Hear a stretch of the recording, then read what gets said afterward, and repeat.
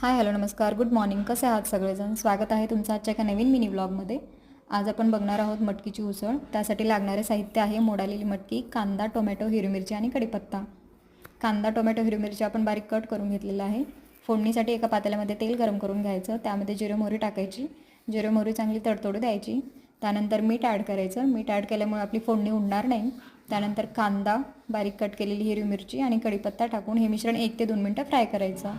त्यानंतर बारीक कट केलेला टोमॅटो ॲड करून त्याला तेल सुटेपर्यंत फ्राय करायचं. एकदा की तेल सुटलं की त्यामध्ये हळदी टाकून हे मिश्रण परत 1 ते 2 मिनटं फ्राय करून चवीपुरतं मीठ टाकायचं आणि मोड आलेली मटकी यामध्ये ॲड करायची आणि 3 ते 4 मिनटं वाफळून घ्यायची. यामध्ये पाणी अजिबात टाकायचं नाही, फक्त वाफेवरती याला वाफळून घ्यायचं. पाणी टाकल्यामुळे चव बदलते, त्यामुळे फक्त वाफेवरती शिजवून घ्यायची.